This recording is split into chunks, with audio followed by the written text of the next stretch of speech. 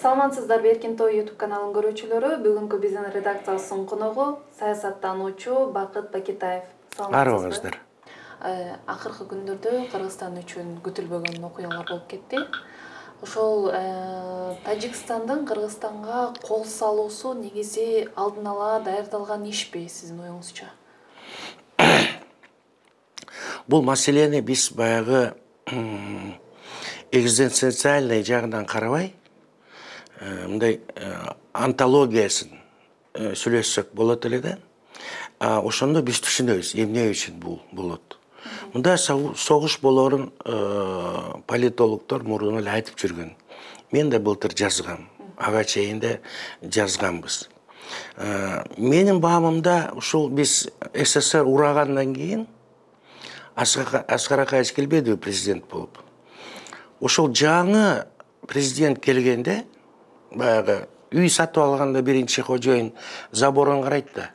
Дуалдары каякта турат, ким сосед, биягын, ошону баарын тактаса Аскар Акаевич. Ошондо азыркы бүгүнкү проблема болбойт эле. Анткени ошол кезде Аскар Акаевичтин чынында эле авторитети чоң, илимпоз, анан кийин Эмомали Рахмон жаш, жаңы келген. Мына ошондо сүйлөшүүлөрдү жүргүзсө, кандайдыр бир ортосун табат эле да, консенсус табат эле. Азыр буну консенсус табыш өтө кыйын болуп калды.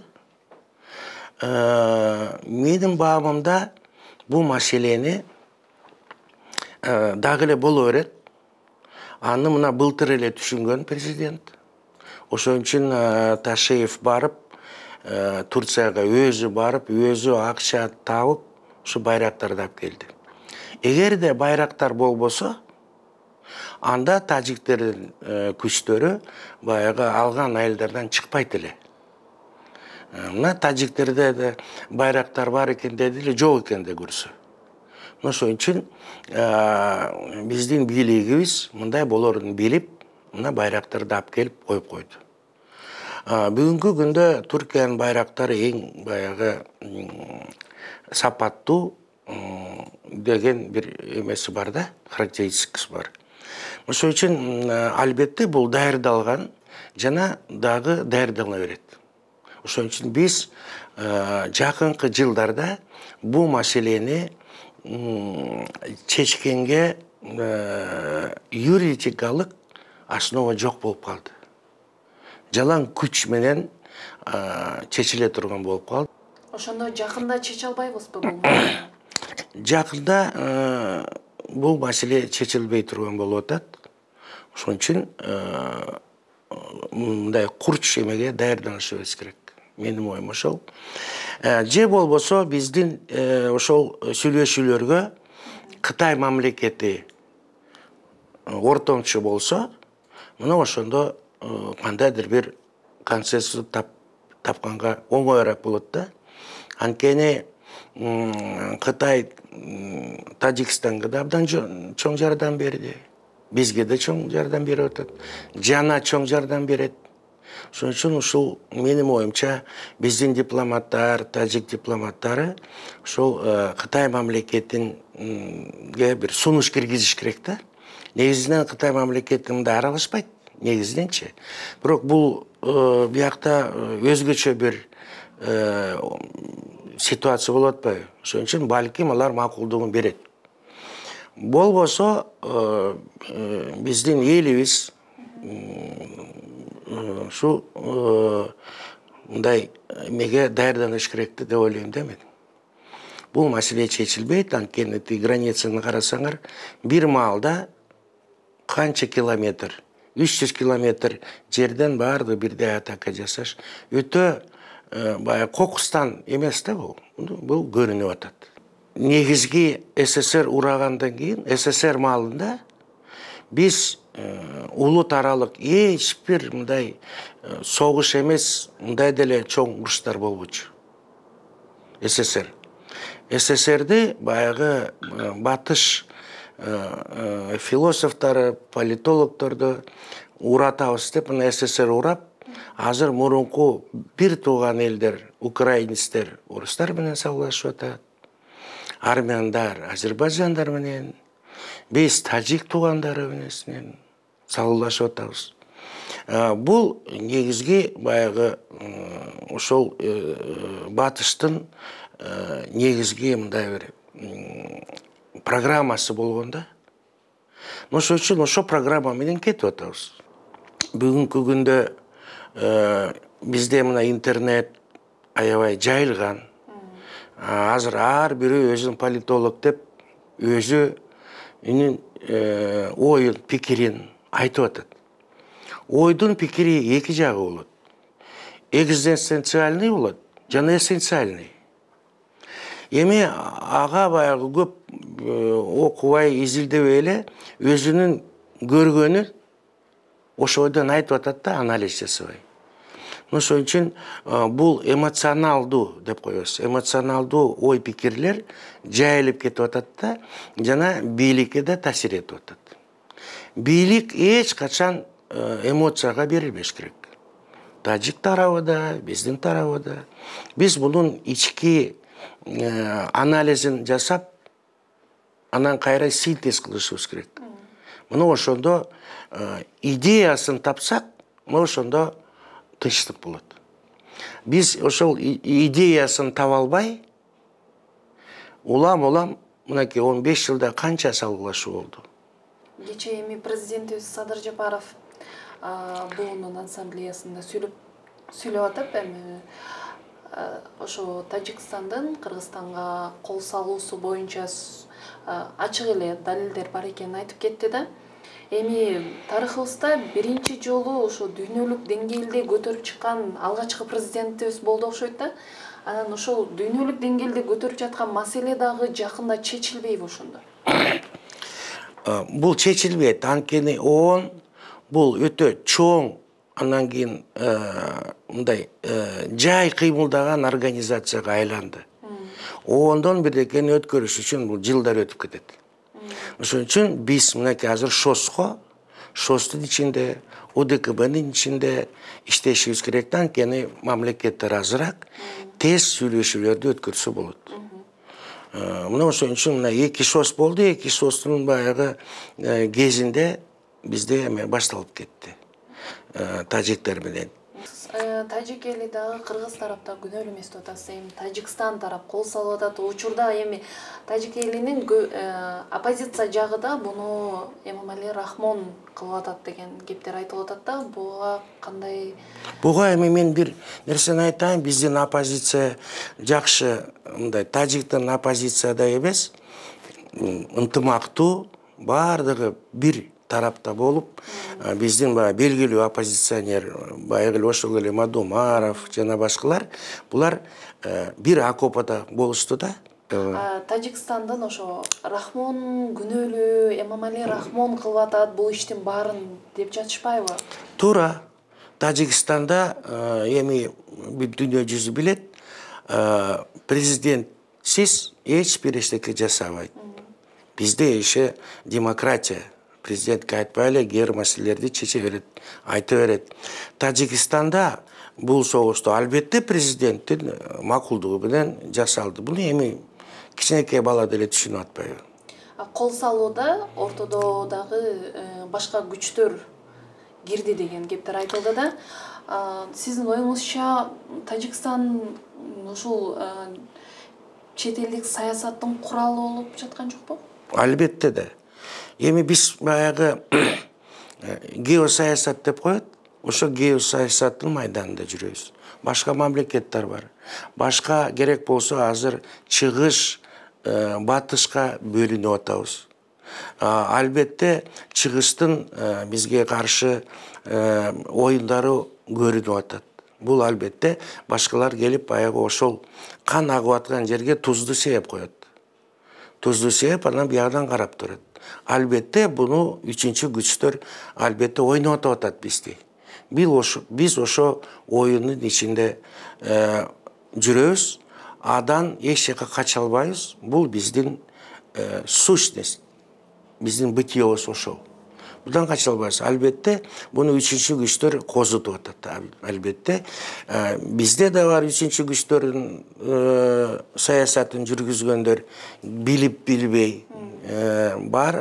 Анкенің башқа үшінші күштеріні баяғы суғы отатты. Ошон үчүн өтө абайлаш керек да, айрыкча эл аралык мамилелерде айрыкча өтө абайлаш керек. Эми мисалы бул канча жылдан бери чечилбей келаткан маселе да. Сиз айткандай эми бул дагы чечилбейт деп жатасыз да. Эки президент отуруп үчүнчү күчтөргө мындай баш ийбей өз алдынча сүйлөшүүгө бара алабы? Жок, бара албайт. Биз айтып атпайбызбы? Эгемендүүлүк деп. Суверенду деп, независимость деп атпайбызбы? Независимость деген бул жомок. Эгемендүүлүк дегенде жомок. Эл үчүн. Анткени бу биздин мамлекетте жер жүзүндө, ааламда бири-бирине байланышпаган эгемендүү эчтеке жок. Биздин жерибиз теги күндөн зависит этет. Туурабы? Айыбыз бизге карап айланат. Биздин галактикабыз башка галактикага карап жүрөт. Биз бири-бирибизден дайыма взаимосвязь жүрөбүз. Таза эгемендүү, таза независимый нерсе жер жүзүндө жок. Мамлекеттерде айтпай эле коелу. Ушул маселе чечилиш үчүн юридикалык жагын караш керек деп атпайсызбы? Юридика жактан азыр эме кандай чечилгенге мүмкүн эмес болуп калды. Буга үчүнчү Тажикстан менен Кыргызстандын ортосунда атайын түзүлгөн келишим бар. Бул келишимди Тажикстан тарап бузуп койду да. Ошол келишимди бузган тарапка кандайдыр бир чаралар көрүлгөнбү, каралганбы негизи? Мындай да, ошол сүйлөшүүлөрдө тажик тарабы бир документтерди алып келип атат. Биздикилер бир документтер алып келип атат. Биздикилер биздики туура деп атат, алардыкы биздики туура деп атат. Болду. Коллизия дейт буну. Буну үчүнчү киши, үчүнчү тарап айтыш керек. Мына сеники бул жери туура, бул жери туура эмес. Бул жери сеники деп консенсус издеш керек. Үчүнчү. Ошондо үчүнчү тарап бизге ким болуп бере алат? Мен айтпадым, Кытай эле болуп бере алат азыр. Башка өлкө болуп бере алат? Башка өлкө, ООН, Европейский Союз, эч ким. Бир гана Кытай боло алат. Анткени Кытай чындап эле Тажикстанга көп жардам берди, бизге берип атат. Жана мына темир жолду салат. Ошон үчүн азыркы биз уга турган тажик менен кыргыз аксакалыбыз Кытай болуп калды. Москва азыр киргизбейт, анткени бизге бирдей карайт да Москва. Бул мындай кандай десем, өзүнүн проблемасы көп болуп атат. Өзүнүн проблемасы. Биздикиге окшош болуп атат да Украина менен. Ошон үчүн азыр Кытайдын дипломаттары, Кытай мамлекети ортомчу болуп изилдеп ошо документтер. Ошо негизинде анан делимитация, демаркациясын жасабаса, бул Израиль менен арабтардыкындай болуп калды бизде. Мына 50 жыл болду, 50 жыл булар согушуп атат. Эми бул Тажикстандын кол салуусунан кийин кыргыз тараптагы, тажик тараптагы көптөгөн жоготууларга учурады да. Канчалаган аскерлерибиз каза болду, жарандарыбыз каза болду. Эми бунун аркасында эми үйлөр дагы, жерлер да бүт өрттөнүп, мындай жоготууларга учурадык. Финансылык жактан дагычы. Бул дүйнөлүк сотко кайрылышыбыз керек да турабы? Керек, албетте. Дүйнөлүк сотко кайрылышыбыз керек. Дагы бир нерсени айтып коеюн, биздин баягы интернетте блогерлерибиз, башкаларыбыз абдан чоң иш жасады. Негизинен азыр чет мамлекетте биз баягы маалымат согушун биз баягы утуп атабыз. Тажиктерде баягы сөз эркиндиги азыраак, тиги бу азыраак, ошон үчүн жалаң кылам аз маз оппозициясы айтты. Алар да бизге кошулду. Биздин болсо баардыгы мынакей бүт оппозиция биригип азыр тажикке каршы бүт маалыматтарын берип атат, чындыкты айтып атат да. Буга, конечно, биздин оппозиция таан бериш керек. Согуш болуп атканда бийликке баягы жармашпай, бийликти жамандабай бир окопада болгону бул жакшы. Сотко албетте берилет. Эми сотко кандай биз маалыматтарды ким барат, ага ким жардам берет, кандай жардам деген бул башка баягы жалаң бир эле киши барбай интернет майданы толуп туруш керек да. Булар аябай окуйт интернетти чейин баягы соттор. Ошон үчүн бизге Римский статут деген конвенция бар, ошону биздикилер караш керек. Биз ага кол койдукпу, кол койгон жокпузбу? Алар да маалымат согушун жарыялап, алар да айтып атат. Бири-бирибизге дооматтарыбызды азыр майданда толтура. Ошон үчүн ар биздин жараныбыз эгер Баткенге бара албаса, ошол телефонду ачып биздикилерге мында лайк басып койсо, ал баягы бир ок жөнөткөндөй болосуң да. Ошон үчүн азыр телефондон баягы кинону көрбөй, ошол жака барып лайктарын басып, чет мамлекетке иштей бериш керек. Тажикстандагы, Кыргызстандагы белгилүү уюмдардын катарына кирет да, мисалы Шанхай, ЖКК. Ошол уюмдарга киргенибиз менен эки өлкөнүн ортосунда канча жылдан бери жаңжал, согуш болуп келатат да, алардан кандайдыр бир эме жок да, кандай десем, жардам жок. Бизге ошонун кереги барбы негизи уюмдар? Уюмдар мына мисалы ОДКБ бар. Мына мисалы экөөбүз чечебиз, биз бир уюм түзөлү, футбол ойнойбуз деп. Туурабы? Биз экөөбүз барып футбол ойной беребиз. Андан кийин бир күнү сен айтасың, давайте Бакыт байке волейбол ойнойбуз. Мен айтам, биз футбол үчүн кол койбодук беле. Футбол ойнойлу деп. Волейбол жок. Ошон үчүн УДКБда булар жалаң баягы тышкы күчтөрдөн коргонуу эң биринчи маселеси. А ичиндеги бири-бирине ал жазылган жок.